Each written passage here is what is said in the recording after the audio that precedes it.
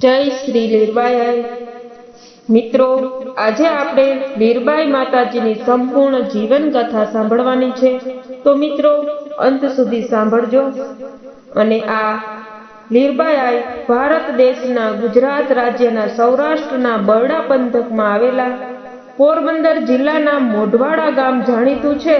તે મેર જ્ઞાતિના શૂરવીરો અને તેજસ્વી સંત સ્ત્રી રત્ન લીરબાઈને લીધે લીરબાઈના પિતાનું નામ લુણો મોઢવાડિયો અને માતાનું નામ લાખીબાઈ હતું.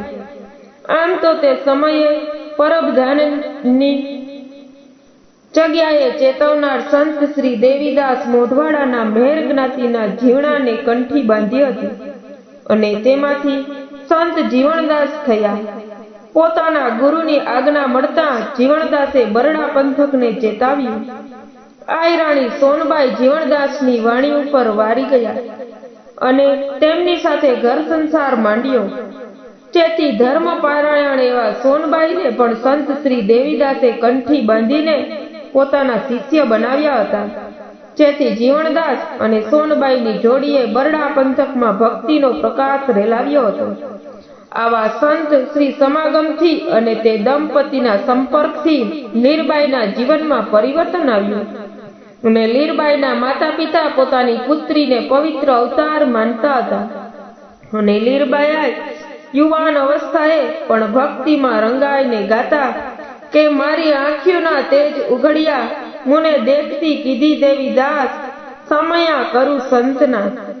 અને લીરબાઈનો તો ઘરમાં માતાને મદદ કરતા અને ધીરે ધીરે તેઓની ઉંમર પણ લગ્ન કરવા યોગ્ય થઈ ગઈ. અને જેથી કોઈ પણ માતા પિતાની ઈચ્છા હોય કે ઉંમર થતા દીકરીના લગ્ન કોઈ સારો યુવક મળતા કરી નાખવા.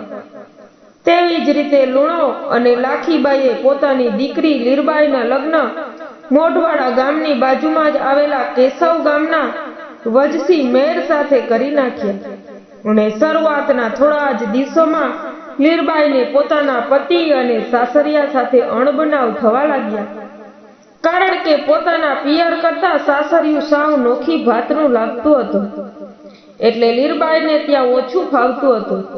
પતિ વચ્ચીને તે અવારનવાર સમજાવતા કે મેર રહેવા દ્યો, મનખા અવતાર ઘડીએ ઘડીએ નેત જડતો અને સુકૂત કરી લ્યો.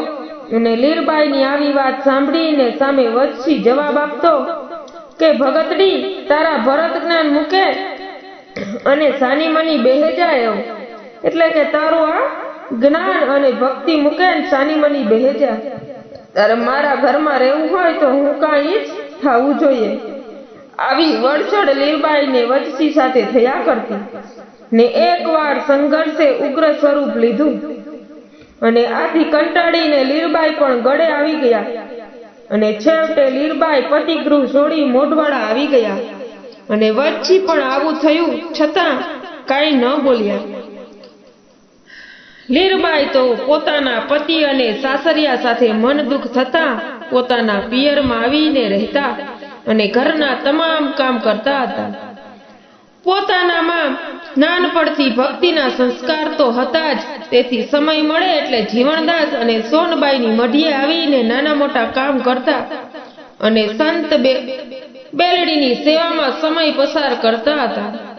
સમય થતા એક દિવસ લીરબાઈએ પોતાના દીક્ષા આપવા જીવણદાસને વિનંતી કરી. એ જ ટાણે જીવણદાસ અને સોનબાઈએ લીરબાઈને કંઠી બાંધીને દીક્ષા આપી. આથી સંત જીવનમાં લીરબાઈનો વિવિધતા પ્રવેશ થયો અને મોઢવાડામાં લીરબાઈએ ભગતની દીક્ષા ગ્રહણ કરી છે એ સમાચાર કેશવ ગામના પોતાના પતિ વજસીને મળ્યા. અને થોડા દિવસમાં જ વજસી ઘોડે ચડીને મોઢવાડા આવે છે. વજસીએ આવતાની સાથે જ લીરબાઈને પોતાના ગુરુની મઢીના પાણી ભરતા જોયા અને જેથી તે કાળ ઝાળ થઈ ઉઠ્યો. અને તેથી વચ્ચીએ નક્કી કર્યું કે આજે તો મઢીના બાવા બાવીને અને મેરાણીને મારીને લોથ કરી નાખવા છે. લીરબાઈ પાણી ભરી સોનબાઈને પગે લાગ્યા. ત્યારે જ સોનબાઈએ લીરબાઈને પૂછ્યું કે દીકરી લીરબાઈ, વચ્ચી ઝાડને તારા માવતરને કનેડે છે અને તુણી કેશવ જવાનું મન નથી થતું? ત્યારે આ સાંભળીને લીરબાઈએ કહ્યું કે માતાજી, મારા સંસારનો હાસો ધણી વજસી જ છે. બીજા કોઈને હું મેરાણી ઉઠે ન ધરા હો, પણ ઈ ઠેકાણે આવા પેલા કેવી રીતે કેશવ જા? તે જ સમયે મઢીની પાછળ ઘોડા ઉપર બેઠેલા વત્સીએ આ વાર્તાલાપ કાનો કાન સાંભળ્યો, જેથી તેનો અંતરનો મેલ ઓગળી ગયો અને તરત જ ઘોડેથી નીચે ઉતરીને મઢીમાં દાખલ થયો. તે સમયે વત્સીને દેખીને મઢીમાં બેઠેલા લોકોના મનમાં ફફડાટ ઉપડ્યો કે હમણાં જ આ લીરબાઈ પર તૂટી પડશે. પણ સૌના આશ્ચર્ય વસે જેમ લાકડી પડે તેમ વચ્ચી જીવણદાસ અને સોનબાઈના પગમાં પડી ગયો હોતેદી અને લીરબાઈને કહે, મેરાણી, માફ કરજે મને, મણી માફ કરે દે. આજ હું ઘીમી તુણી ઓળખી નહીં હો. તે સમયે વચ્ચીની બંને આંખમાંથી પશ્ચાતાપ વહી રહ્યા હતા અને જીવણદાસ અને સોનબાઈએ વચ્ચી અને લીરબાઈને સુખી માંગલ્યના આશીર્વાદ આપ્યા અને લીરબાઈ પોતાના ગુરુ અને માત પિતાને પગે લાગીને પતિગૃહે વચ્ચી સાથે કેશવ આવ્યા અને વચ્ચીએ પોતાના જીવનમાં કંકાસને ખતમ કરીને લીરબાઈ સાથે કેશવ આવ્યા. હવે તો વચ્ચીએ પણ તુલસીની માળા પહેરી લીધી હતી અને લીરબાઈ સાથે ભેગા મળીને સદાવ્રત બાંધ્યું અને માથા ભારે મેર માંથી વચ્ચી ભગતનો જન્મ થયો અને પ્રભુ ભજનમાં સમય પસાર કરતા કરતા લીરબાઈની કુખે 3 સંતાનો થયા હતા, જેમાં પુંજો અને પાતો એમ 2 દીકરા તથા પુતીબાઈ નામે દીકરી. ને લીરબાઈએ સત્સંગ સાથે સમાજ સુધારણાનું કામ પણ ઉપાડ્યું હતું. પાલખડા ગામના બ્રાહ્મણોને કેશવ ગામનો અપૈયો હતો. તેના માટે લીરબાઈએ પાલખડા ગામને ધુવાડા બંધ જમાડી અપૈયો ભંગાવ્યો હતો અને કેશવ ગામના લોકોને એક પંક્તે બેસાડી નાત જાતના ભેદને દૂર કર્યા અને બગબદર, સોઢાણા અને અડવાણા જેવા ફરતાઈ ગામોમાં અને બરડા પંથકના લીરબાઈની ખ્યાતિ ખૂબ જ બંધાઈ ગઈ હતી અને તેમનો રોટલો સદાવ્રત ઠેઠ દ્વારકા સુધી વખણાતો હતો. અને વચ્ચી ભગત અને લીરબાઈએ દ્વારકા, જૂનાગઢ, પ્રભાત, માધવપુર, માંગરોળ અને પરબધામ અને ભેસાણ જેવા સ્થળોએ જાત્રા પણ જુવારી હતી. આમ સદાવ્રતની સાથે સાથે લીરબાઈએ પોતાની સીધી સાદી વાણીમાં સમાજ દર્શન અને જીવનનો અનુભવ ભજન વાણીમાં બતાવ્યો છે. ને લીરબાઈ પોતાના જીવનમાં આધ્યાત્મિક ક્ષેત્રે ઘણા બધા આગળ હતા. તેમણે ધર્મનું સારી રીતે પાલન થાય તે માટે પોતાના ભગતગણ માટે કેટલીક આચાર સંહિતા ઘડી હતી, જેમાં નાત જાતના ભેદભાવ ભૂલી જઈને માનવ સેવા કરવી, નાના મોટા સૌને સરખું માન આપવું, ગૃહસ્થ્રમ છોડવો નહીં પણ દીપાવવો અને રોજ પ્રભુ ભજન સાથે ગરીબ, માંદા તથા પશુ પક્ષીની સેવા કરવી.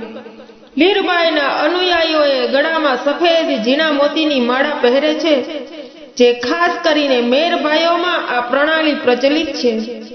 લીરબાઈ ઉપર મુજબના તમામ નિયમોનું પાલન ખુદ પોતે કરતા હતા.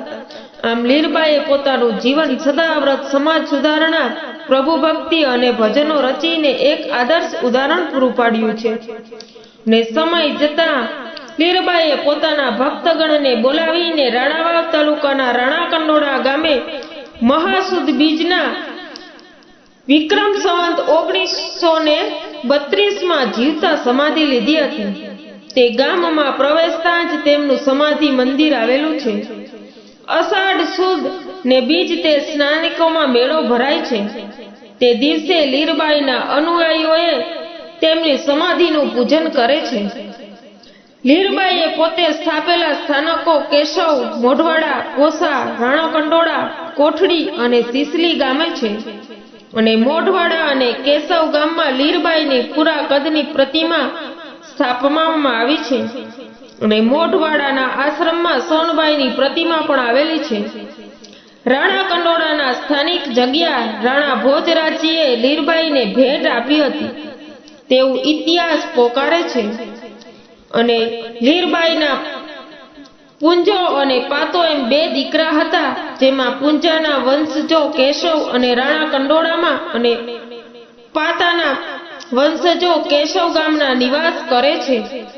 લીરબાઈ ઉપરાંત તેમના પતિ વત્સી ભગત અને પુત્ર પૂંજા ભગતે સમયાંતરે સમાધિ લીધી હતી.